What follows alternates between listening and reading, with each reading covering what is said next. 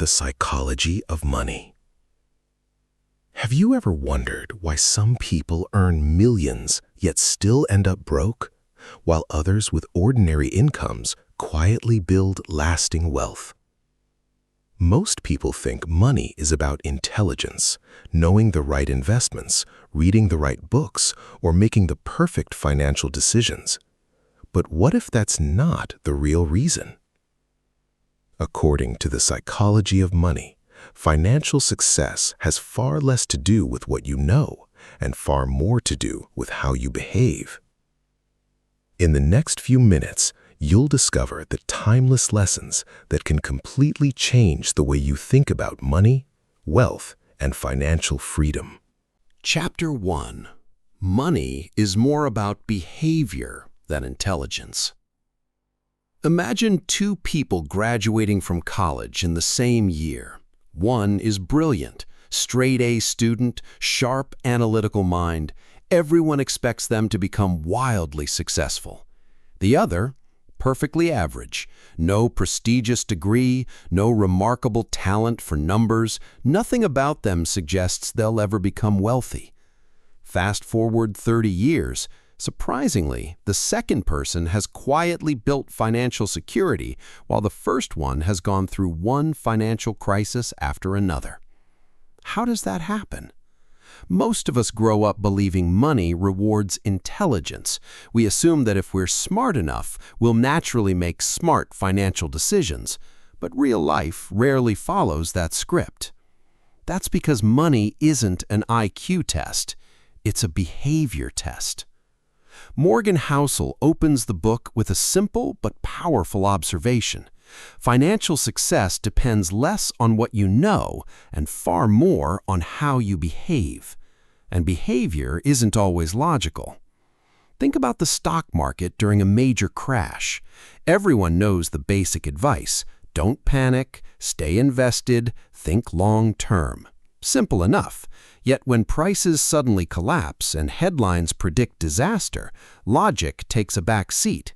Fear steps in. People sell investments they've held for years, convinced things will only get worse. Ironically, many of those same people buy back in later, after prices had already recovered. Not because the facts changed, because their emotions did. That's the strange thing about money. We often assume financial decisions come from careful calculations, but they're usually driven by emotions we barely notice. Fear, pride, envy, impatience, hope. These invisible forces quietly influence almost every financial choice we make. And that's why two people with the exact same information can end up with completely different outcomes. Knowledge matters, but behavior decides whether that knowledge is ever used wisely. Housel points out that every person sees money through the lens of their own experiences. Someone who grew up during a recession may avoid investing altogether because uncertainty feels dangerous. Someone raised in years of booming markets might believe taking bigger risks is perfectly normal. Neither person is acting irrationally from their own perspective. They're simply responding to the world they experienced. That's an important reminder. We don't make financial decisions based on reality alone. We make them based on the stories our past has taught us. Now think about saving money. Almost everyone agrees it's a good habit, yet many people struggle to do it consistently, not because they don't understand its importance, but because spending offers an immediate reward while saving asks for patience. Buying something new feels exciting today. Saving creates benefits you may not notice for years. Our brains naturally prefer instant gratification over delayed rewards. Understanding that tendency is often more valuable than learning another investment strategy, because once you're aware of your own behavioral patterns, you can begin designing habits that work with your psychology instead of fighting against it. That's one reason wealthy people aren't always the smartest people in the room. Many simply develop routines that remove emotion from important decisions. They save automatically. They invest consistently. They avoid chasing every trend that promises overnight success. And perhaps most importantly, they don't let temporary emotions dictate permanent financial decisions. This doesn't mean they'll never make mistakes. Everyone does. The difference is that their mistakes are usually small enough to recover from because they avoid emotional extremes. Financial success isn't built through one perfect decision. It's built through hundreds of ordinary decisions repeated over many years.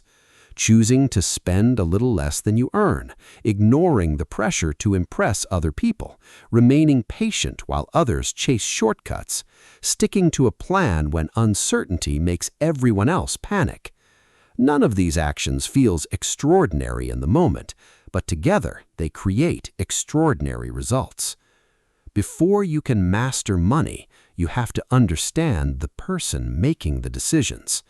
And that person is you. Chapter 2. Luck and risk shape every financial story. Have you ever looked at someone incredibly successful and thought they must have done everything right? Or watched someone lose everything and assumed they simply made bad decisions? It's a natural way to think. We like stories with clear causes and clear outcomes. Work hard, get rewarded. Make mistakes, face the consequences.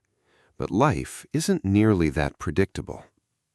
One of the most eye-opening lessons in The Psychology of Money is that every financial story is shaped by two invisible forces we often underestimate: luck and risk.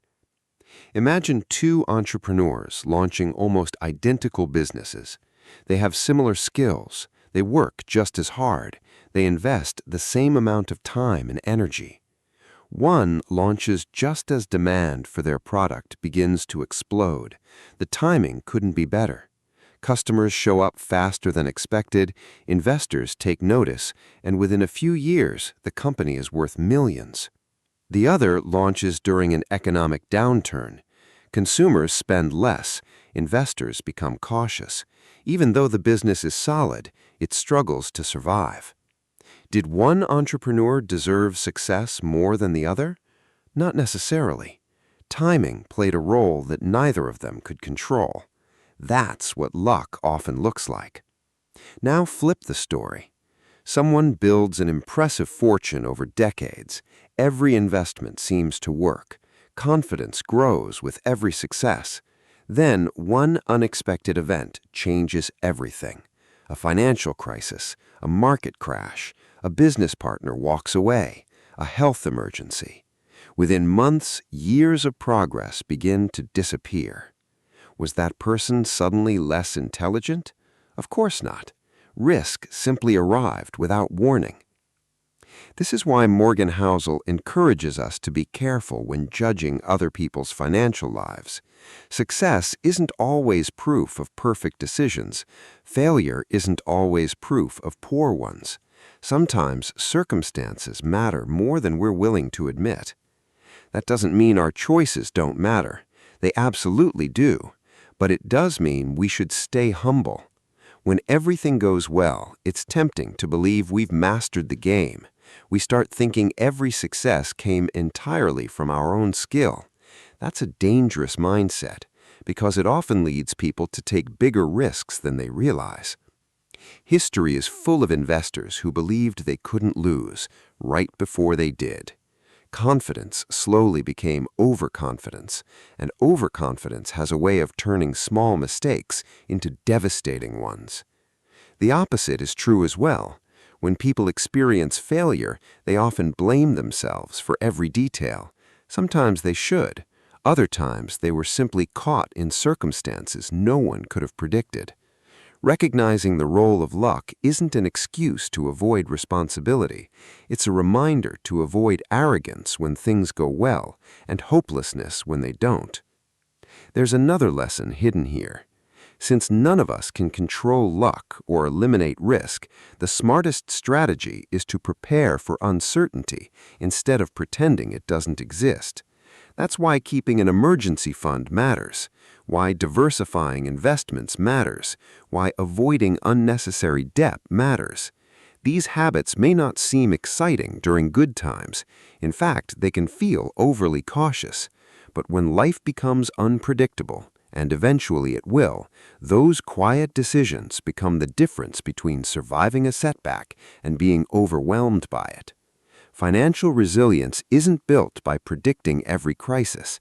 It's built by accepting that surprises are part of the journey. The people who stay financially secure over the long run aren't usually the ones who guess the future correctly. They're the ones who leave enough room for the unexpected. Because the truth is, no matter how carefully you plan, life will eventually surprise you. The question isn't whether risk will appear. The question is whether you'll still be standing when it does.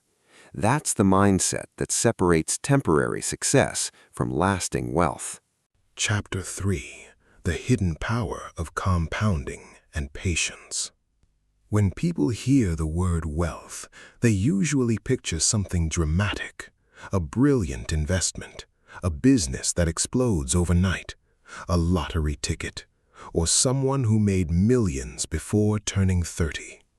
Those stories grab our attention because they're exciting, but they're also incredibly rare. Real wealth usually grows in a much quieter way. It grows so slowly that for a long time it almost looks like nothing is happening. That's exactly why so many people give up too soon. Morgan Housel argues that one of the greatest financial advantages isn't finding the next big opportunity. It's staying in the game long enough for time to do the heavy lifting. That may sound simple, but it's surprisingly difficult. Imagine planting a tiny tree in your backyard. You water it every week. You protect it from storms. You make sure it gets enough sunlight. A month passes. It barely looks any different. 6 months later, the change is still small. At that point, many people would assume their effort isn't paying off. But trees don't grow overnight. Neither does wealth. Compounding works the same way. Small actions repeated consistently begin to build on one another. At first, the progress feels invisible. Then, something interesting happens. The results begin to accelerate. Not because you suddenly worked harder, but because time has been quietly multiplying every decision you've made. This is where patience becomes a financial superpower. Unfortunately, patience isn't something our culture celebrates. We're surrounded by stories of overnight success. Social media makes it seem as though everyone else is getting rich faster, buying bigger homes, driving nicer cars, and living perfect lives. It's easy to feel like you're falling behind. That feeling pushes people towards shortcuts, risky investments, get-rich-quick schemes, constantly jumping from one opportunity to the next. Ironically, those shortcuts often destroy the very thing people are trying to build, because every time you chase the next exciting opportunity, you interrupt the steady process that creates lasting wealth. Housel reminds us that consistency usually beats intensity. You don't have to make one perfect decision. You simply need to make enough good decisions and keep making them. Think about someone who saves a modest amount every month for 20 or 30 years. The individual deposits may not seem impressive. Some months may even feel disappointing, but those contributions keep earning returns. Then those returns begin earning returns of their own. Eventually, growth starts feeding itself. That's the quiet magic of compounding. Here's the part most people overlook. Compounding doesn't only apply to money, it applies to habits, to knowledge, to relationships, to your reputation. Every small decision shapes the next one. Skip one workout and nothing changes. Skip 100 and your health tells the story. Save a little today and it barely feels significant. Repeat that habit for decades and your financial future looks completely different. Small choices become big outcomes because time connects them together. That's why successful investors often appear almost boring. They aren't constantly chasing headlines. They aren't checking stock prices every hour. They're focused on something far more valuable. They stay consistent. They protect what they've already built, and they give time the opportunity to work in their favor. The hardest part isn't understanding compounding. The hardest part is trusting it when the progress feels invisible. Because there will be seasons when it seems like nothing is changing.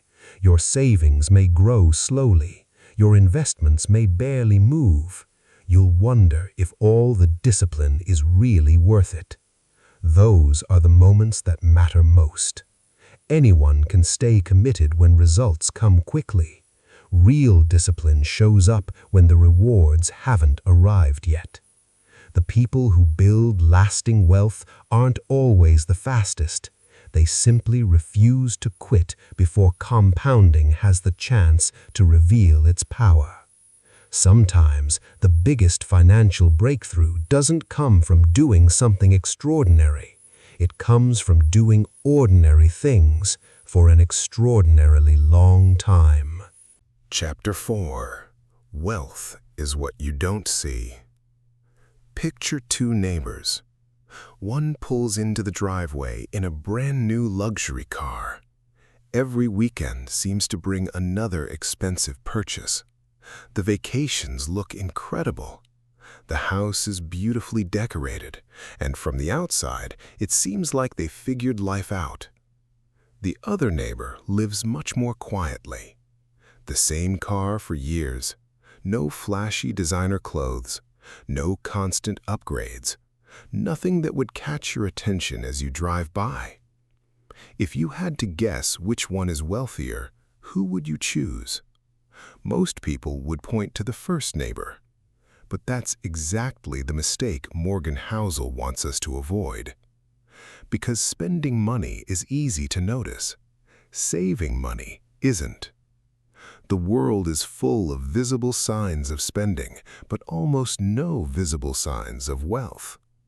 A luxury watch tells you someone bought a luxury watch. It doesn't tell you how they paid for it. A beautiful home doesn't reveal the size of the mortgage. A new sports car can't tell you whether the owner is financially free or financially trapped. That's why appearances can be so misleading. We often confuse being rich with being wealthy, even though they're not the same thing. Being rich means you have money coming in. Being wealthy means you've kept enough of that money to create security, freedom, and choices for your future. The difference may sound small, but it changes everything. Real wealth is invisible. It's the money that wasn't spent, the investment that stayed untouched, the savings account no one else knows about, the decision to walk away from something you could afford because it wasn't something you truly needed. Those choices rarely earn attention. No one applauds the vacation you didn't take. No one compliments the expensive car you decided not to buy. No one notices the impulse purchase you quietly walked away from. But those invisible decisions are often the ones that build lasting financial strength. There's another trap that catches people without them even realizing it: comparison. It's almost impossible to avoid. Someone always seems to have a bigger house, a newer phone, a better job, more followers, more success. If you measure your life against someone else's highlight reel, you'll always feel like you're behind. The problem is, the finish line keeps moving. You buy one thing, then immediately notice someone with something even better. The cycle never ends. That's why Housel introduces one of the most powerful ideas in the entire book: knowing when you have enough. At first, that sounds almost too simple. But think about how many financial disasters begin with those 4 words. Just a little more. A little more money. A little more profit. A little more risk. A little more success. For many people, more becomes a destination they never actually reach. And chasing a finish line that keeps moving is exhausting. The people who build lasting wealth usually learn something different. They define what enough means for their own lives. Once they reach it, they stop making reckless decisions just to impress people who probably aren't paying attention anyway. That's real confidence. Not proving your success to strangers, protecting the life you've already built. Ironically, the wealthiest person in the room isn't always the one wearing the most expensive clothes. It's the one who has the freedom to make decisions without worrying about tomorrow. Because at the end of the day, wealth isn't measured by what people can see. It's measured by the opportunities, security, and peace of mind that no one else can. Most people think money buys things. A bigger house, a nicer car, better vacations. And yes, it can buy all of those. But according to Morgan Housel, those aren't the greatest rewards money has to offer. The greatest return on money is something far less visible. It's freedom. The freedom to decide how you spend your time. The freedom to walk away from a job that makes you miserable. The freedom to say no without worrying how you'll pay next month's bills. When people dream about becoming wealthy, they often picture luxury. But if you look closely at those who are genuinely happy with their financial lives, you'll notice they're chasing something different. They're chasing control. Control over their schedule. Control over their choices. Control over their future. Because once you lose control of your time, it doesn't matter how much money you have. Imagine 2 people. The first earns an incredible salary. On paper, they're successful, but they're constantly working, answering emails late into the night, stressing over deadlines, and afraid to take a break because their lifestyle depends on that paycheck. The second earns less. They don't own the biggest house in town. They don't drive the newest car, but they have savings. They have flexibility. They can spend time with family. They can take a day off without feeling guilty. And if an opportunity comes along, they have the freedom to choose it. So who is truly richer? That's the question this chapter asks. Money isn't valuable because of what it buys. It's valuable because of what it allows you to control. One of the biggest mistakes people make is upgrading their lifestyle every time their income increases. A raise turns into a more expensive apartment. A bonus becomes a luxury vacation. A promotion leads to a bigger monthly payment. Before long, they're earning more than ever, but somehow feeling just as trapped. This is known as lifestyle inflation. The more your expenses grow, the less freedom your income actually creates. That's why Housel encourages readers to leave room in their financial lives. Not every dollar needs a destination. Not every paycheck needs to be fully spent. Sometimes the smartest financial decision is simply creating space. Space for emergencies. Space for opportunities. Space to breathe when life doesn't go according to plan. Because life rarely follows a perfect script. Unexpected expenses show up. Jobs change, markets fall, families grow, dreams evolve. When you have financial flexibility, those moments become challenges, not disasters. There's another idea that quietly runs through this chapter. People often spend money trying to impress others. A bigger home, a luxury watch, the latest car. But here's the irony. Most people aren't thinking about you nearly as much as you imagined. They're busy trying to impress someone else. It's an endless cycle, and it's one that can quietly steal years of financial progress. True wealth doesn't come from proving you're successful. It comes from knowing you don't have to. That's why true wealth often looks surprisingly ordinary. It isn't loud. It doesn't demand attention. It creates options. The option to retire when you're ready. The option to spend more time with the people you love. The option to pursue meaningful work instead of simply chasing the highest paycheck. In the end, that's what money is really for. Not status, not applause, not keeping up with everyone around you. Its highest purpose is giving you ownership of your time and your life. Because once you have that, you've already purchased something far more valuable than anything money can display. Final chapter. Key lessons and final takeaway. If there's one message running through every chapter of The Psychology of Money, it's this. Financial success is less about what you know and far more about how you behave. That idea may sound almost too simple, but once you begin looking at the world through that lens, everything changes. Think back to where we started. We learned that intelligence alone doesn't guarantee wealth. Brilliant people can make terrible financial decisions if emotions take control. At the same time, ordinary people can achieve extraordinary results simply by practicing patience, discipline, and consistency. Then we explored the role of luck and risk. Life isn't perfectly fair, and it never will be. Some opportunities arrive because of timing. Some setbacks happen through no fault of our own. Understanding that reality keeps us humble when things go well and resilient when they don't. After that came one of the most powerful forces in finance, compounding.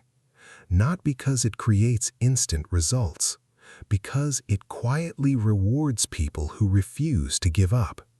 Small actions repeated over years eventually become outcomes that seem almost impossible to explain. We also discovered that wealth is often invisible. The world celebrates expensive lifestyles, but lasting financial security is usually built through the choices no one else ever notices. The money you don't spend, the risks you choose not to take, the patience you show when everyone else is chasing the next big thing. And finally, we arrived at perhaps the most meaningful lesson of all. Money is valuable because it creates freedom. Freedom to choose your work. Freedom to protect your peace of mind. Freedom to spend time with the people that matter most. When you stop seeing money as a scoreboard and start seeing it as a tool, your priorities begin to change. You no longer feel the need to compete with everyone around you. You stop measuring success by appearances. Instead, you begin building a life that's sustainable, intentional, and genuinely your own. That's the quiet wisdom behind this book. It doesn't promise a shortcut to becoming rich. It offers something much more valuable, a healthier relationship with money itself.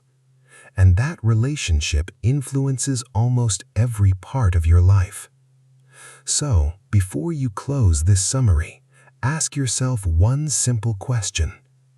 Are your financial decisions helping you look successful or helping you become free? Because those two goals often lead in very different directions. The people who understand that difference rarely need to prove they're wealthy. Their choices speak for them, their patience works for them, and over time, their money begins doing exactly what it was meant to do. not just grow, but create a life they truly own. If you found this summary valuable, remember that knowledge alone won't change your future.